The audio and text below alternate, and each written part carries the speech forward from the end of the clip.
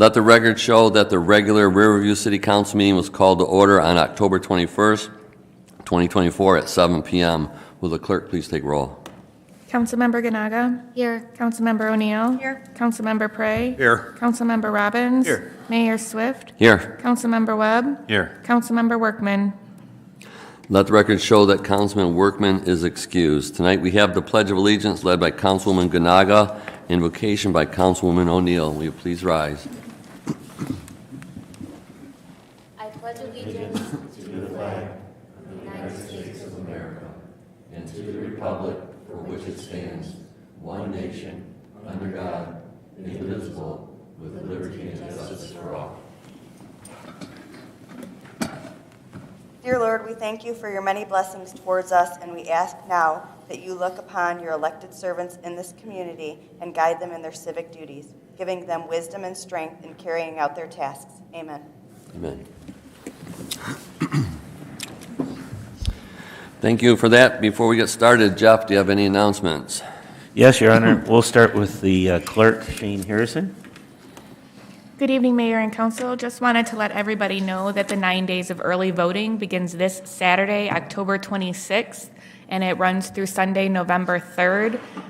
We will be open for that whole 9 days. Saturday and Sunday hours are 8 a.m. to 4 p.m., and Monday through Friday is 9 to 5 p.m. So come in, beat the lines, and you can early vote for this next upcoming election. Thank you. Your Honor, Mr. Todd Dickman, Recreation Department. Yes, thank you. Just want to let people know of a couple of things that are happening coming up here through the Recreation Department. We do have our annual Halloween decorating contest, which judges will be out this Wednesday and Thursday evening. You don't have to register. They will just go out and check every house, and then we'll find out who the winners are at the end of the week for that one. So if you're looking to hopefully win, make sure your house is lit and decorated on Wednesday and Thursday nights. Also, for our seniors, we do have a tailgate party this Friday.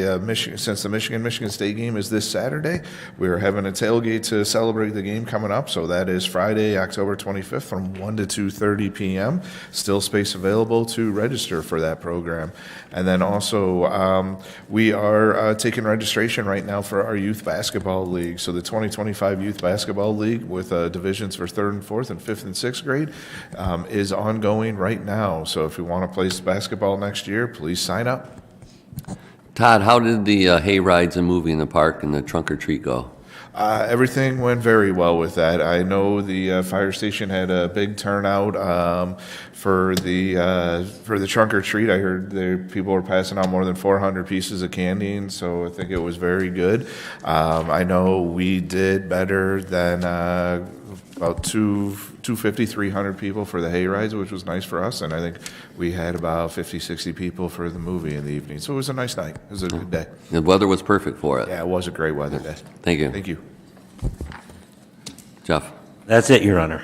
And I have none, so we have no awards and presentations tonight. Look for 5.1, approve the minutes of the 10/7/24 regular Riverview City Council meeting and the 10/15/24 special meeting, and the condensed versions for publication. What's council's pleasure? So moved. Support.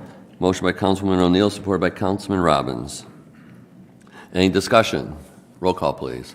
Councilmember O'Neill. Yes. Councilmember Prey. Yes. Councilmember Robbins. Yes. Mayor Swift. Yes. Councilmember Webb. Yes. Councilmember Ganaga. Yes. Tonight we have no public hearings. Now is the time for public comment. Anyone wishing to address the mayor and council, please approach the podium, state your name and address for the record. Try to keep your comments to 5 minutes. There is no sharing of time and no rebuttals. And please be respectful.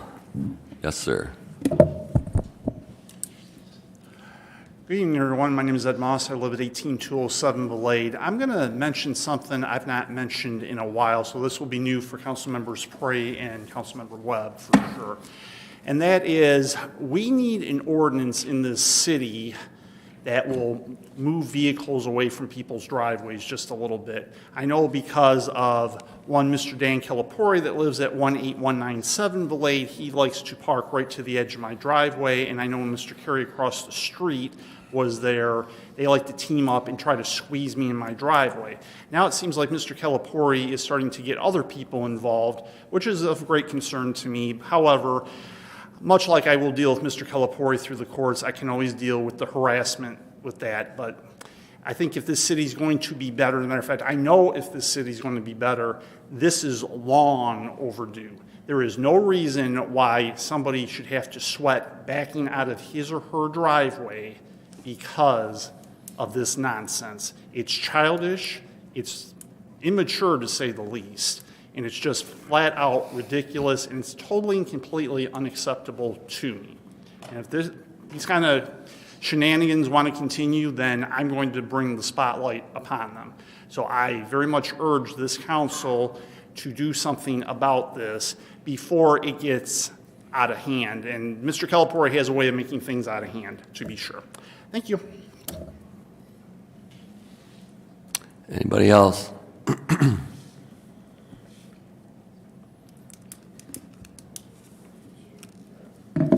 Good evening. My name is Glenn Chaika. I reside at 19667 Brandywine, and I'm a retired educator and have the freedom and opportunity, fortunately, to take my dog for several walks daily around the neighborhood. On Brandywine, behind my house, is Green Trees Apartments, and I really appreciate what they're doing back there. They're doing a lot of renovation to the units, and that helps, of course, their clients and stuff like that. However, my complaint is the number of steel containers that have been sitting in the parking lot adjacent to Green Tree Street. There's probably about 10 of them that have been there for at least 2+ years. And I know it's an eyesore for a lot of people as you drive by and look at that.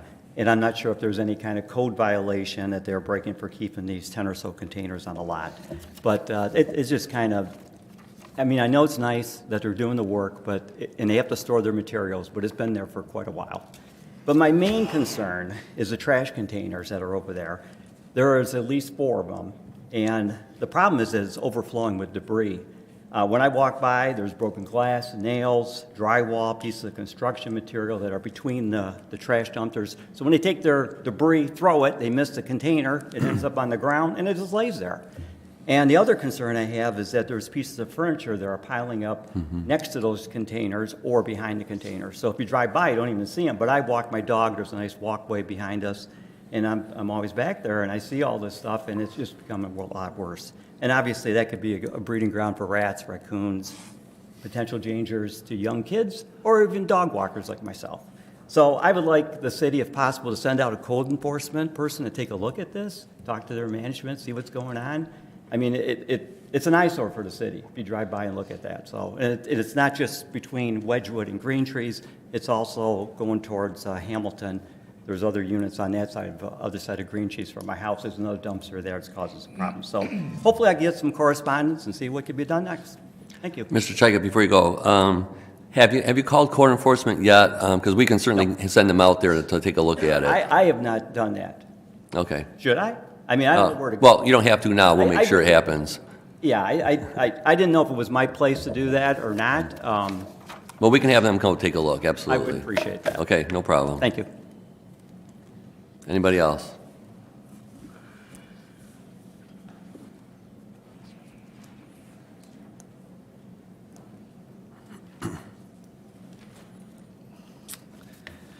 Hello, my name is Ken Lambert. I live at 17079 Grange.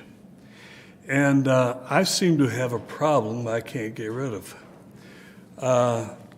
I've been in court for 7 times, 2 mediations, because I tried to fix my mailbox. I cut the mailbox, there was 2 mailboxes on it. I cut it and laid my neighbor's on the ground, which I had already asked her to move it, and she didn't want to do that. But I fixed the mailbox, and then we went to court. The court said I needed to put it back. I put it back. Then the mediation, or the court, I'm not sure which, said I needed to fix it better because my neighbor didn't like it. And so now I fixed it, and she didn't like the screws I used, so she's gone and is still ongoing. It went so far as the post office went and put up a mailbox for her. And now, seemingly all issues been fulfilled, I still have to go to court. I have to go for a jury trial on the 18th. And with this city being in the place it is, I would think that there would be a better way to spend money as opposed to taking me to court for 4 screws on a piece of wood. It would seem as though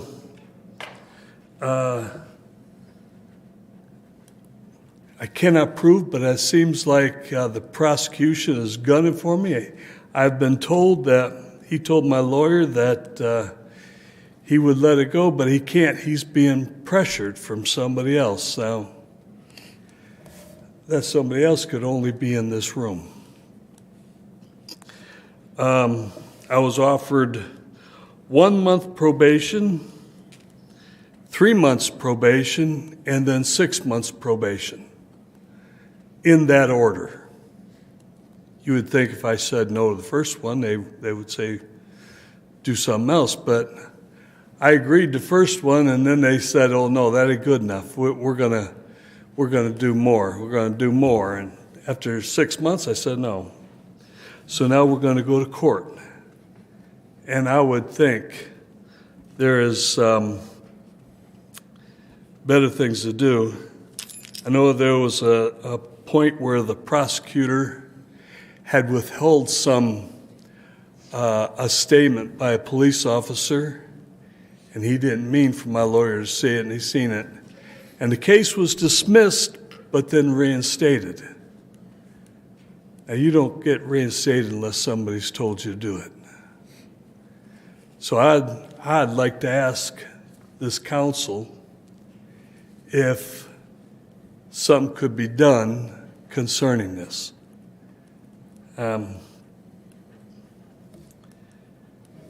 All I tried to do was fix my mailbox.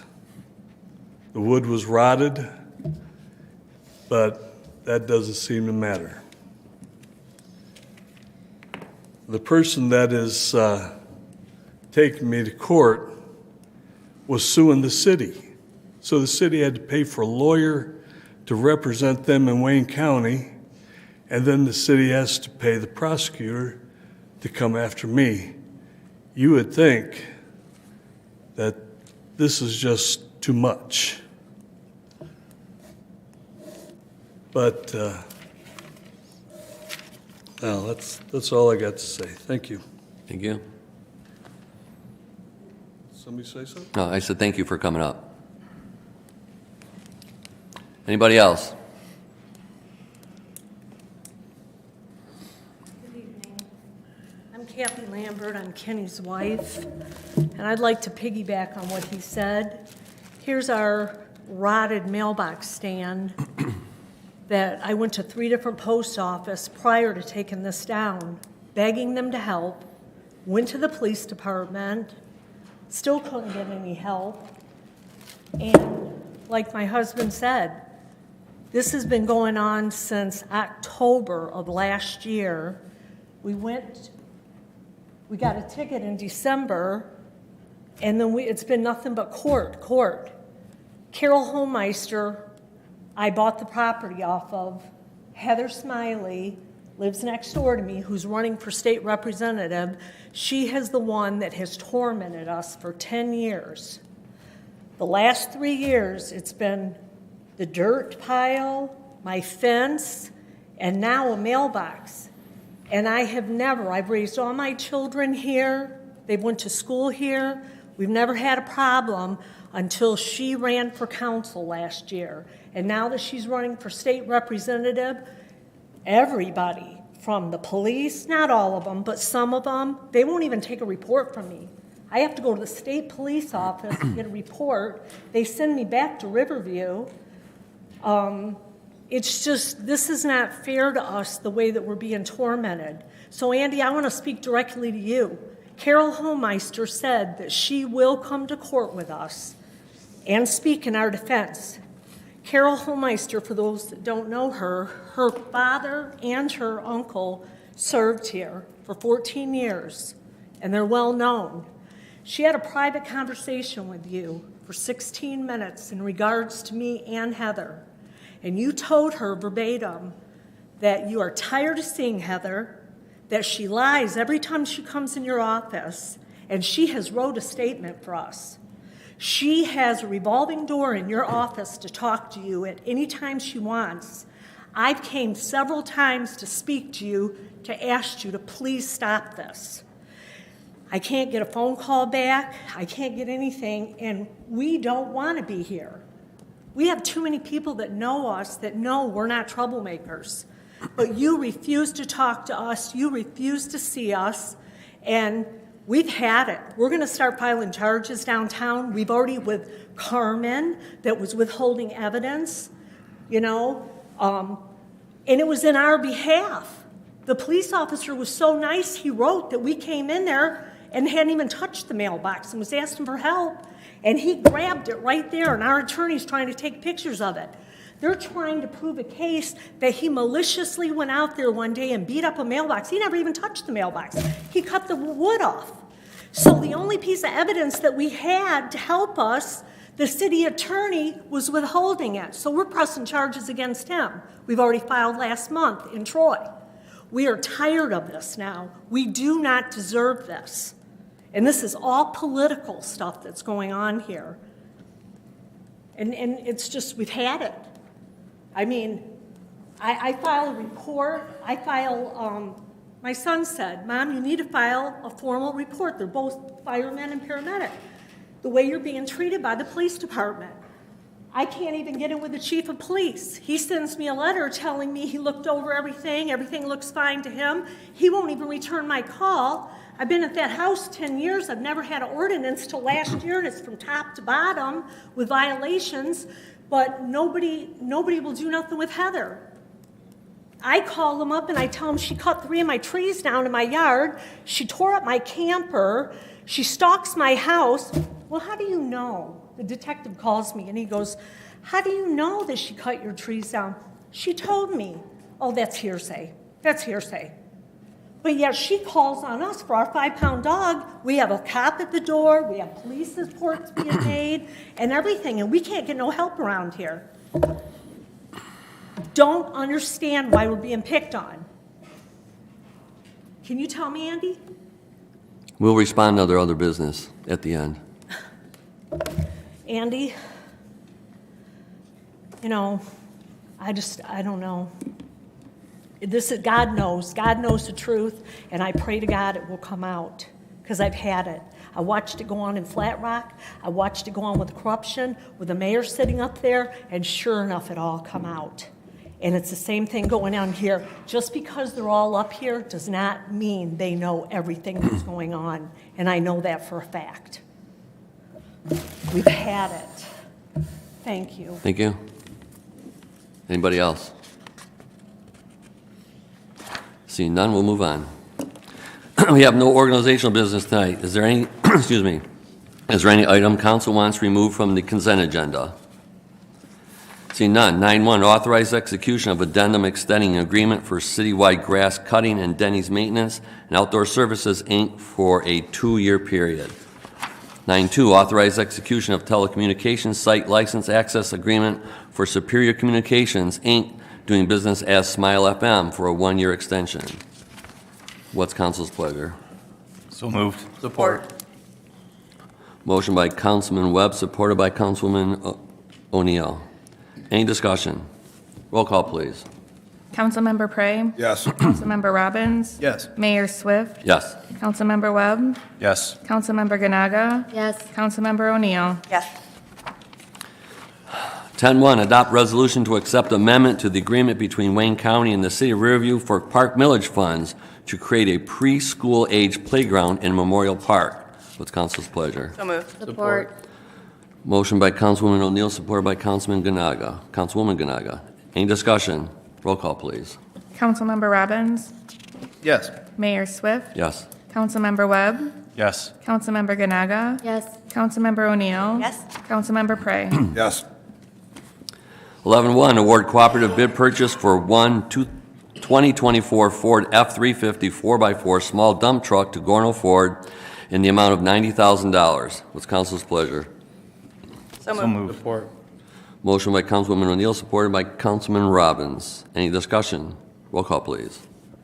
Mayor Swift, Yes. Councilmember Webb, Yes. Councilmember Ganaga, Yes. Councilmember O'Neill. Yes. Councilmember Prey. Yes. Councilmember Robbins. Yes. 11-2, execution of amended addendum extending agreement for the Clark Avenue water main replacement between Reno and Longsdorff Avenue to Bidiger Contractors for $1,043,675 and 10% contingency of $104,367.50 for a total cost of $1,148,043. And authorize surveying, design, and field engineering and contract management fees to C.E. Raines Company in the amount not to exceed $166,988.08. What's council's pleasure? So moved. Support. Motion by Councilwoman Ganaga, supported by Councilman Robbins. Any discussion? Roll call. Councilmember Webb, Yes. Councilmember Ganaga, Yes. Councilmember O'Neill. Yes. Councilmember Prey, Yes. Councilmember Robbins, Yes. Mayor Swift. Yes. 12-1, authorize first reading by title only of the proposed ordinance number 750 to amend the Code of Ordinances to the City of Riverview, Section 66-3, to ratify and approve amended traffic control order number 433. What's council's pleasure? So moved. Support. Motion by Councilwoman O'Neill, supported by Councilman Webb. Any discussion? Roll call, please. Councilmember Ganaga, Yes. Councilmember O'Neill. Yes. Councilmember Prey. Yes. Councilmember Robbins. Yes. Mayor Swift, Yes. Councilmember Webb. Yes. Proposed ordinance number 750, an ordinance to amend the Code of Ordinances of the City of Riverview to amend Section 66-3 to ratify and approve traffic control order number 433.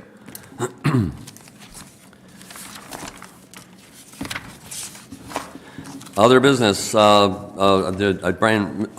Webb does have something to bring up, but before he does, I will respond the best I can to the Lamberts. The inference here is that either myself or someone in council is interfering with or encouraging or promoting or hoping, or whatever the term you want to use, the issues that you have with your neighbors. I have not any discussions with anyone up here on making sure that you're prosecuted in any way, shape, or form. As a general rule, and I'm sure council, they can speak up if it's different, we don't interfere with the court system. The court system is what it is, and there's a reason you're there. This, to me, and this is my opinion, this is clearly, it's a civil matter between two residents who, at every step of the process, try to include the city. And we're doing our best to stay out of it. Now, I understand there are some issues when there was code enforcement issues at both properties. So, and I'm not going to comment on them one way, shape, or another. But it is true, I did have I guess somebody timed it, a 16-minute conversation with the former owners of the property. I'm assuming it was a private conversation, but I don't have a problem with her sharing the details. And if I have to go to court to testify what I said, I would be more than willing to do that. But in no way, shape, or form do I have regular meetings with Heather Smiley in my office. I don't think she's ever been in my office, to tell you the truth. And I know we've had at least one meeting with you, and I don't remember any, Jeff, to tell me if I'm wrong, or Mary's not here. I don't remember ever refusing a phone call from you. I don't, and we can check our records. If they called and we didn't call them back, I'll call you and apologize, but I highly doubt that happened. And so the inference is here is that I'm hiding something, council's hiding something. It's just not true. It's a civil matter between two neighbors who clearly have issues with each other. And I hope you guys get these issues resolved soon, because it's not good for anybody when these types of things occur. Councilman Webb. Thank you, Mayor. I'd like to thank Lisa Lawler, who is the owner of the Groovy Pooch located at 18840 Quarry Road. She's a very modest person. I asked her to come here and speak and explain what she did. She purchased a pet chip reader out of her own pocket and worked with the police department and the DPW to have it installed in the lobby of the police department. So if you have a pet that you find or suspect it's a pet and you want to see if it's chipped, you can take it over to the police department lobby, and on the inside there is a box located on the wall with clear instructions. It's easy to do. So if you find a pet, please take the time to see if it's chipped so we can get it back to its owner. Thank you, Mayor. I would just like to add that there seems to be, over the last couple of weeks anyway, an enormous amount of misplaced pets. So it's nice to have somewhere to come in to find out at least if they're chipped. So thanks for bringing that up. Any other business council wants to bring up? Seeing none, I'll look for a motion to adjourn from whoever's the most senior person. Okay. So moved. Motion by Councilwoman O'Neill. Is there support? Support. Supported by Councilman Prey. Any discussion? Roll call, please. Councilmember O'Neill. Yes. Councilmember Prey. Yes. Councilmember Robbins. Mayor Swift. Yes. Councilmember Webb. Yes. Councilmember Ganaga. Yes. Let the record show the meeting adjourned at 7:26.